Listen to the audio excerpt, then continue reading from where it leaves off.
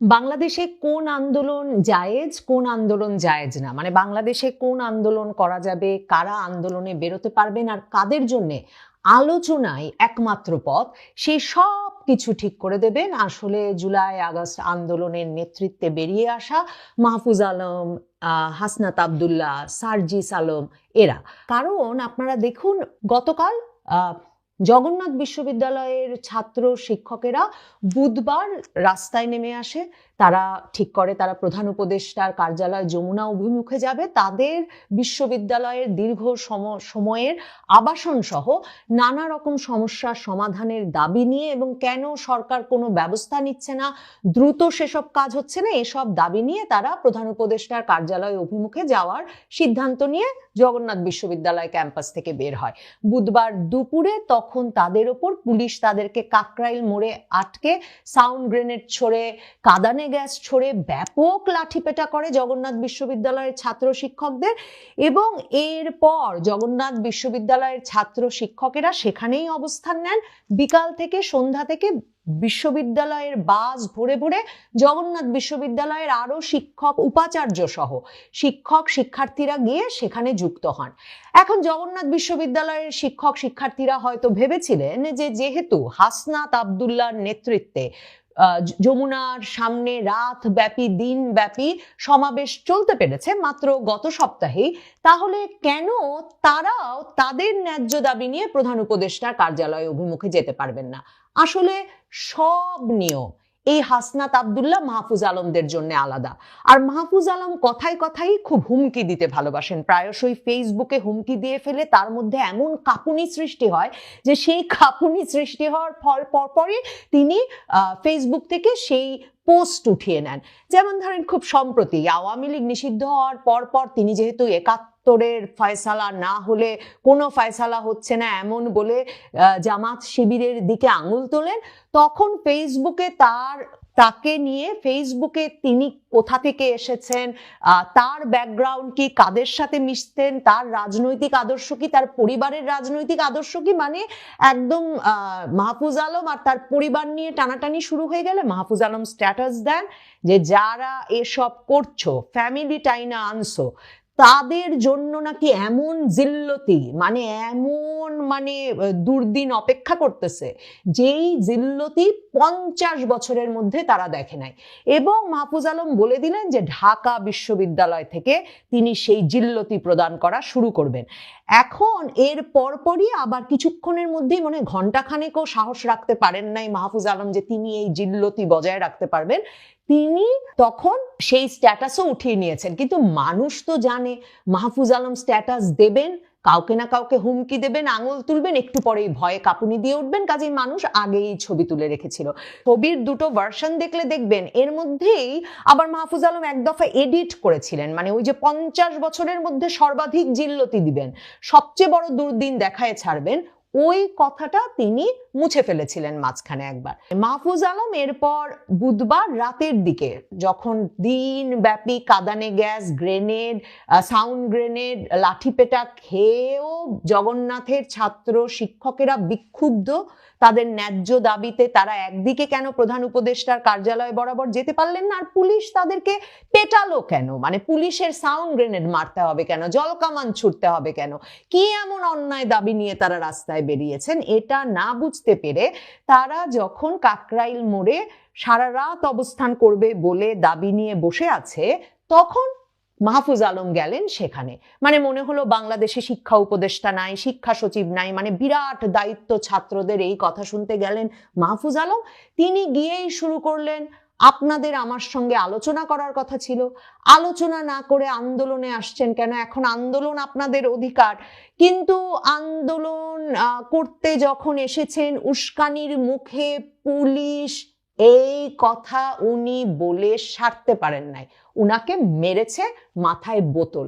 এখন ভিডিওতে যা দেখলেন, দেখেন এই মাহফুজ আলমরা জুলাই আগস্টে সেই দুর্বার ছাত্র আন্দোলনের নেতৃত্ব দিয়েছেন, যেই দুর্বার ছাত্র আন্দোলনে সারা বাংলাদেশে বিশ্ববিদ্যালয়, কলেজ, এমনকি স্কুলের ছাত্ররা পুলিশের বাধা ভেঙেছে, পুলিশের গুলির সামনে দাঁড়িয়েছে, পুলিশকে পিটিয়ে মেরেছে, পুলিশের লাশ পুড়িয়ে সে লাশ ঝুলিয়ে রেখেছে, পুকুরে চুবিয়ে মেরেছে, এরকম নানা কাজ যখন সারা বাংলাদেশ জুড়ে ছাত্র আন্দোলনের প্রেক্ষিতে জুলাই আগস্ট জুড়ে হতে পেরেছে, তখন আসলে হঠাৎ করে এসে আপনি আলোচনা না করে কেন আন্দোলন করেছেন, ভালো করেছেন, উস্কানির মুখে পুলিশ কি করেছে, মানে পুলিশ আপনার শান্তিপূর্ণ অগ্রযাত্রা যমুনা অভিমুখে সেটাকে সাউন্ড গ্রেনেড, লাঠিচার্জ, কাঁদানে গ্যাস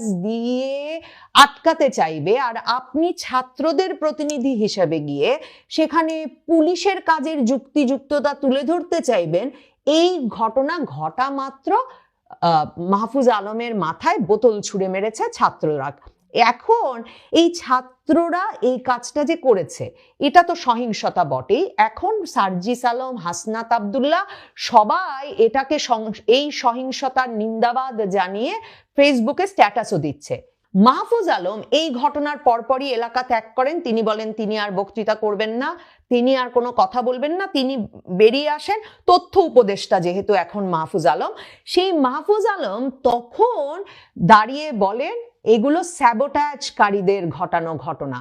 কারা স্যাবোটাজ করছে, কারা স্যাবেটুর, মানে এই যে কঠিন কঠিন শব্দ, মানে কারা ষড়যন্ত্রকারী, সেটা নাকি মিডিয়াও জানে, প্রশাসনও জানে। এখন মিডিয়া আর প্রশাসনের দায়িত্ব হচ্ছে, আমার তো মনে হয় তথ্য উপদেষ্টা নির্দেশ দিয়ে দিয়েছেন মিডিয়ার দায়িত্ব এটা স্পষ্ট করে লিখে দেওয়া। কাকে তথ্য উপদেষ্টা স্যাবেটুর মনে করছেন? তো তিনি সরাসরি বললেন যারা অনলাইনে হিংস্রতা দেখায় তারাই আজকে এখানে এটা করেছেন। কাজেই এখন তাদের নির্দিষ্ট একজন ব্যক্তির প্রতি যে হিংসা 8 মাস ধরে রয়েছে এবং তাদের যে হিংস্রতা অনলাইনে দেখা যায়, তারা আজকে এখানে এটা করছেন। এই স্যাবাটুর মানে অন্তর্ঘাতকারী, ষড়যন্ত্রকারী না বলে অন্তর্ঘাতকারী বললে হয়তো আরো ভালো হবে।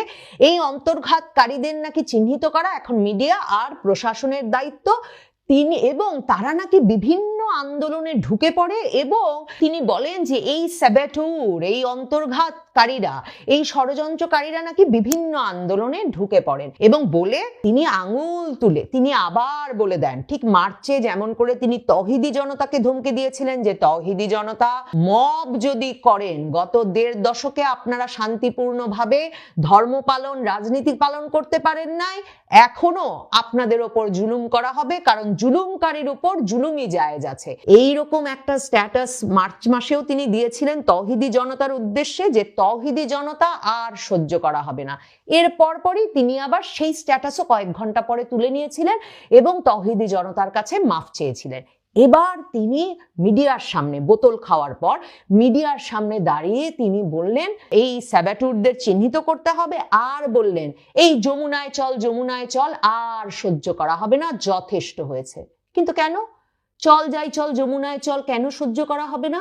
এই গত সপ্তাহে আপনার আন্দোলনের সহযোগী, আপনার সহযাত্রী, আপনার ঘনিষ্ঠতম হাসনাত আব্দুল্লাহ, তিনি এনসিপিরও ভেতরে কোনো সিদ্ধান্ত না হওয়া সত্ত্বেও একাই তো রওনা হয়েছিলেন যমুনার উদ্দেশ্যে আওয়ামী লীগের রাজনৈতিক কর্মকাণ্ড নিষিদ্ধ করার দাবিতে, এবং তিনি স্ট্যাটাস দিলেন যতদিন সরকার আওয়ামী লীগের রাজনৈতিক কর্মকাণ্ড নিষিদ্ধ না করবে ততদিন তিনি প্রধান উপদেষ্টার কার্যালয়ের সামনে থাকবেন।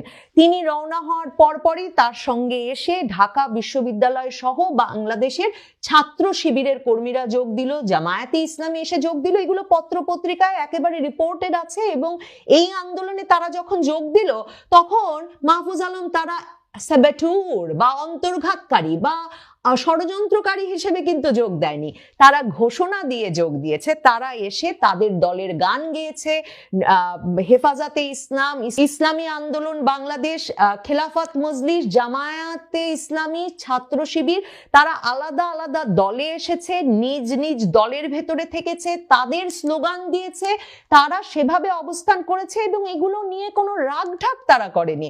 তাহলে গত সপ্তাহে আপনার ভাই হাসনাত আব্দুল্লাহ যখন যমুনায় চল বলল তখন আপনার ভালো লাগলো, সেই আন্দোলনে যখন আপনাদের কোনো লোক মানে আপনাদের পেছনে তো কোনো লোক দেখি না, মানে এনসিপি কে যদি আপনার দল বলি, সেই দল কোনো লোক জমাতে পারে না, কিন্তু এই আন্দোলন জমিয়ে দিল জামায়াতে ইসলামী, ছাত্র শিবির সহ বাংলাদেশের ইসলামপন্থী রাজনৈতিক দলগুলো।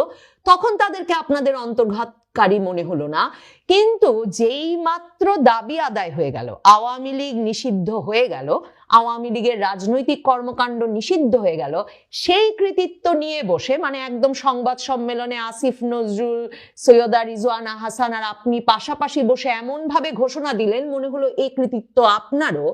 সেই কৃতিত্ব নিয়ে ফেলার পরে আপনি এখন স্যাবেটুর খুঁজে বেড়াচ্ছেন, আর জগন্নাথ বিশ্ববিদ্যালয়ের ছাত্রছাত্রীরা, শিক্ষক শিক্ষার্থীরা ন্যায্য দাবিতে আন্দোলনে নামলে আপনি গিয়ে আঙুল তুলে বলছেন চল চল যমুনায় চল, আন্দোলন আর চলবে না।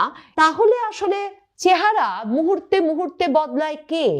কে আসলে এই ঐক্যে বা এই রাজনৈতিক সমাবেশের মধ্যে অন্তর্ঘাত তৈরি করতে চাচ্ছে? মানে কার দৃষ্টিতে কে স্যাবেটুর, কে ষড়যন্ত্রকারী, আর কে অন্তর্ঘাতকারী, আর কে আসলে ন্যায্য অধিকারের দাবিতে আন্দোলনে নেমেছে? এই মীমাংসা ছাড়া মাহফুজ আলম, আমার মনে হয় আপনি যতবারই আঙুল তুলে বিভিন্ন জনকে হুমকি দিতে চাইবেন, কয়েক ঘন্টা পরে আপনার গরম মাথা যখন ঠান্ডা হতে শুরু করবে, আপনি খুব নার্ভাস হয়ে পড়বেন, এবং আপনি নার্ভাস হয়ে পড়লেই আপনি স্ট্যাটাস উঠিয়ে নেবেন। এই অবস্থায় আমার মনে হয় অনলাইনে স্ট্যাটাস দেওয়া, সেই ফেসবুক স্ট্যাটাস উঠিয়ে নেওয়া আপনার জন্য অনেক নিরাপদ রাজপথে নেমে আসার চাইতে। কারণ রাজপথে যত নেমে আসবেন, তত যাদেরকে আন্দোলনে ব্যবহার করে আপনি আজকে তথ্য উপদেষ্টা বনেছেন বা আন্দোলনের মাস্টার মাইন্ড হয়েছেন, ততই আপনার করা অবহেলা আর অপমানের হয়তো প্রতিশোধ নিতে চাইবেন। আপনার সঙ্গে আমি একমত, আপনার দিকে বোতল কারা ছুঁড়ে মারতে পারে সেটা আসলে মিডিয়া, প্রশাসন সকলেই হয়তো বুঝতে পারছেন, কিন্তু আপনি তাদের সঙ্গে কেন শত্রুতা করছেন সেটা পরিষ্কার আমি বুঝতে পারছি না। আর কেনই বা কে যমুনায় যাবে, কে যমুনায় যাবে না, কার মপ ঠিক আছে, কার মপ ঠিক নেই, সেটা সবসময় আপনি নির্ধারণ করবেন, সেটাও আমি বুঝতে পারছি না।